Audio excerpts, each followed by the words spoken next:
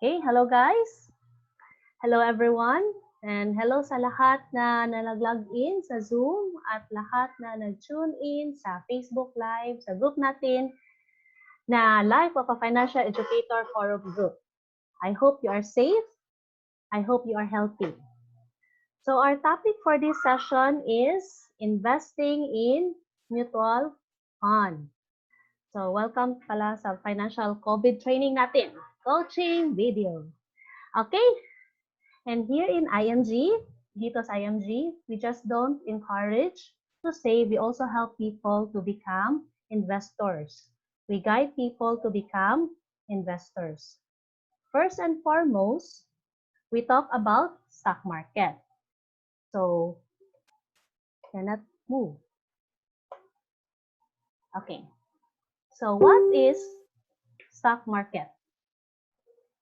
Stock market is a platform where people buy and sell shares of stocks of publicly listed businesses. One may invest through a stock broker. If gusto mo maging part owner ng Jollibee, may nag-message, part owner ng San Miguel, part owner ng SM, and so forth, pwede yan sa stock market. Kahit hindi ka negosyante, we can also become business owner by becoming investor through stock market. So, before maka-invest ng stock market, the private company, the owners, dadaan ng IPO, Initial Public Offering. This is the only way the public like us can become part of their company. Kailangan mag-IPO sila. Once na-IPO na sila, we can start buying shares. So why do the private company do that? Number one, to expand resources. Awareness, inform everybody about their products and services that they can offer. Shows credibility. They have to divulge their profit, income, plan, and future plan of their company. Liquidity. They want to have extra resources, access to bigger funding. And top talent, hire the best professionals because they can afford. So investing can be easy and simple. No need for us to become brilliant. So isa sa mga proven ways is investing through peso cost averaging. It means setting aside a fixed amount of funds to buy or invest in shares consistently over several period, months, or years. So may example tayo dito, sample scenario na nag-invest ang person. Sample, for the 6 months, so every month nag-invest siya ng 3,000. So, wait ha. Itong price per share, itong 150, ito yung ang magbabago. Just like buying a piece of land, so the piece of land, the price of the piece of land may vary from years, diba? From time to time. So dito din sa stock market, yung price ng share ang magbabari. So for example, for the month 1, 3,000 yung in-invest. So the person bought it at a 100 pesos price per share. So the shares purchase is 30. In the second month, 3,000 naman agad na naman. So nagiging 50 yung price per share. So the shares purchase is 60. So the month 3, yung monthly, 3,000 naman. So pero yung price per share is bumaba. So nagiging 25. So the number shares purchased was 120 shares. Month 4, 3,000 na naman. So the price per share is 20. So yung shares na purchase is 150. And so on. So dito, makita natin, yung total na na-invest ng person for the 6 months is 18,000. Then the 45, saan kinuha itong 45? It's yung price Saan kinuha yung 45? I-add lahat ng numbers of shares, the price of shares, and divide it. Kaya merong average na 45. And the shares purchase, you just add it all, nagiging 540. So, merong dalawang options to compute yung profit. Based on average cost, the total average cost is 45 times the number of shares na purchase. So, ito yung profit. The other one is based on present cost. So, 50 yung last cost, di ba, sa month 6. So, times the 540 shares. So, ito yung dalawang computation sa pag-compute ng profit. So, be certain in uncertain times. So, know the risk. So, may tatlong common scenario in stock market. Scenario 1, yung stock market na go up. Scenario 2, yung stock market go down and went back up again. And the scenario 3 is go down and never went up already. So, meron time yung stock market is na nag-go up, time na nag-go down and back again, and time na go down and never go up. Right now, a lot of people, those who are aware of the stock market, ay natatakot dahil bagsak ang market. Remember, for every risk, there is an opportunity. So if we apply the cost averaging, we will surely win. So panalo ang lahat. So in this next slide, is quite an updated graph since 2009 to the recent. No? So nakikita natin na down yung market. Nasa scenario 3 pa tayo.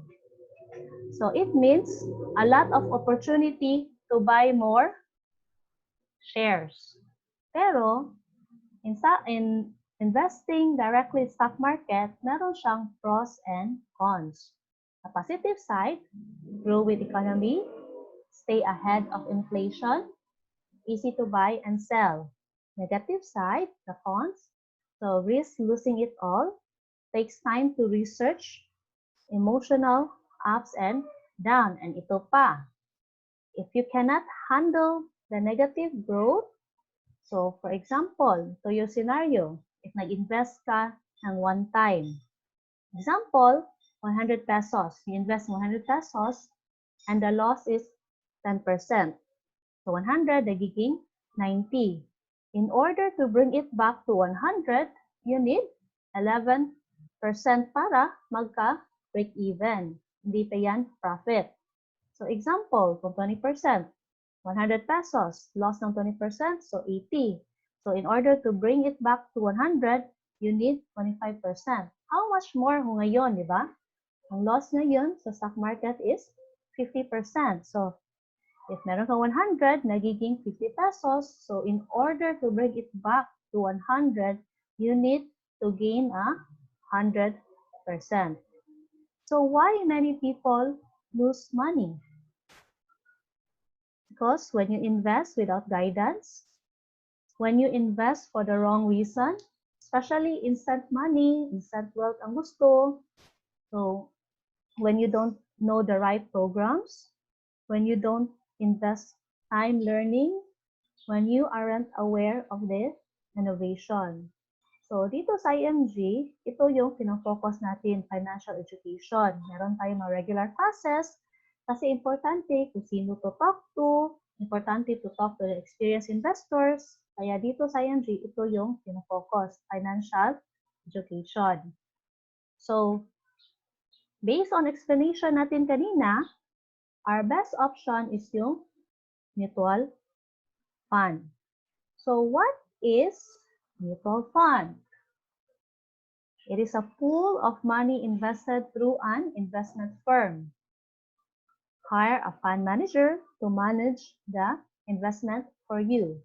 It is also an indirect way of investing in stock market. So, yung mutual fund pala, at the same time, ito yung investment company itself. The company is focused in investing that was being pooled and invested mostly in stock market. And as a company, not just thousands, millions, but billions yung pina-manage ng fund managers. There's always a fund managers that oversee the fund, yung experience, yung expert para mabigyan tayo ng growth. So makita natin, ito tayo as an investor. So pool their money together sa fund managers. Then they'll be the one to buy in stocks and they'll give us return. So by the way, yung mutual fund, before you can open a mutual fund company, one of the requirements is having a 100 million of capitalization bago maaprubahan ng sariling kumpanya. So if wala pa tayong 100 million, pero meron tayong 1,000 to 5,000 pesos, we can initially open para maging part tayo sa mutual fund company. So tawag dyan sa atin is shareholder. So di gaya ng banks, you are called a depositor. Yung pera mo sa mutual fund, sinabay sa capital, halimbawa, naglagay ka ng 10,000 pesos. Yung 10,000 mo, kina-combine sa kanilang capital to buy in the stock market. The ultimate goal ng mutual fund is to grow your money to have profit. So yun yung mga roles ng fund managers. Once the price increase, example, you bought the share at the price of 1 peso and nagiging 2 pesos. So 100% profit na. So ikaw na bahala if you want to retain or to redeem yung pera mo. So the benefits of investing in mutual funds, professional management, potentially high returns, low capital requirements, instant diversification, safety and transparency, and tax exempt. Di kagaya ng time deposit, meron withholding tax. So the cost of investing, did you know that investing directly in stock market has a buying and selling cost? Every time you buy, bayad ka ng tax. Minimal naman, pero over long term, malaki na din. Kasi every time you buy, may tax. Every time you sell, may tax na din. So if you trade, constantly yung paying ng tax. Did you know that investing in mutual funds requires a lot of paperwork and an entry fee? This is true. You need to fill up a form, dapat fresh signature. So every time you invest in mutual fund, merong entry fee. Average 3 to 6% ang average yung entry fee. So depende sa mutual fund company. Pero good news. Diba? So dito sa IMG, did you know that if you are an IMG member, you can easily invest in mutual funds with zero entry fee. So may option pa, magiging paperless application. So in short, cost-free. So I will teach you 3 steps to open a mutual fund account through IMG. First, become a member of IMG, fill up online application, and pay membership 6,000 pesos po. Yung membership ng IMG. Upon approval of membership, visit your portal and see your initial investment na worth 1,000. So ito yon. So start buying shares. Ito yon when you log in your IMG membership portal. So ito yung makikita sa home, sa dashboard mo. Then, ito yung mutual fund company. So every time, so for new members, the value is 1,000 and you can add on and or top up. So when you click that one, so type in your complete member's code. So you choose the fund and you indicate the amount of additional investment. So when you click, after clicking next, you will be asked for a signature. You will be uploading your proof of payment, bank transfer, pwede na screenshot, and you're done. So, you don't forget the greatest investor of all time na si Warren Buffett. Ito yung mga sinasabi niya. The most important investment you can make is in yourself. So, if you're a member ng IMG, so ito yung pinafocus, financial education.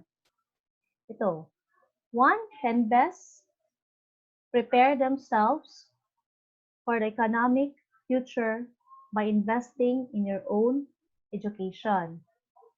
If you study hard and learn at a young age, you will be in the best circumstances to secure your future. As early as possible, educate yourself and your family. Always don't forget to share it to your family. Opportunities come infrequently. When it rains gold, put out the bucket, not the thimble. Widespread fear is your friend as an investor because it serves up bargain purchases. So there's no other best time but now. Diba? You read a lot of news or stock market news. Lahat nagiging negative. So this is the best time. We simply attempt to be fearful when others are greedy, and to be greedy only when others are fearful. Among the various propositions offered to you, if you invested in a very low cost index fund where you don't put the money in at one time but average in over 10 years, you'll do better than 90% of people who start investing at the same time. So if you can see, not one time but average. Ibig sabihin, you constantly put money, sabi nga na dito, 10 years. If you can follow this, you do better than 90% of people who start investing at the same time. So, just use money cost averaging. You add up every week, every month, or kahit kung gusto mo, every day. So, mas easy and convenient if you add up through IMG. So, start investing, maximize the time, maximize your IMG membership now. So guys, if you're not yet a member of IMG, alam na natin kung ano ang gagawin next. Decide to become a member. Ask the person who invited you step by step on how to become part of the organization, become part of the community, experience being an investor. Me and my husband just been part of the community, been part of the organization, been part of IMG for 14 years. And you are at the best time, which is ngayon. So, my experience, our experience here in Mutual Fund, ito yung, si IMG yung nag-introduce namin sa Mutual Fund. Ito yung nagiging wedding fund namin. Bali, yung lahat ng inipon namin for the wedding, ilagay namin sa mutual fund. That was 2007. So, hindi pa kami, kasado. So when we were still girlfriend and boyfriend, so we saved up for our wedding fund. So, in 2012, we were able to withdraw our mutual fund, and yung profit namin doon sa mutual fund is actually 50,000 pesos. So, if you look at it, yung 50,000 pesos, malaki na din yun. Kasi if you save up, is parang 5,000 siya per month. Pero yan, yung 50,000 is actually money working for us. Yan yung profit or yung interest. Wala kami ginagawa, so the money working on itself. So, nilagay namin sa mutual fund. So, right now, opportunity is Very big, no? So you are really at the best time, which is ngayon. Down ang market, everything is cheap. So ako pa sa inyo, you become a member of IMG and invest right away. So guys, hope you learn and execute. Talaga, yan yung importante. So kasi kung wala execution, so sayang yung education natin.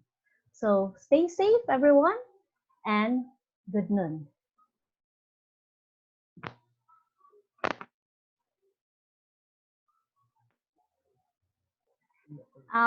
By the way, for those guests, please talk to the person who invited you, okay? So hope to see you guys in our next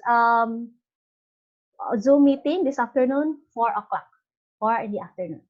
Thank you and God bless.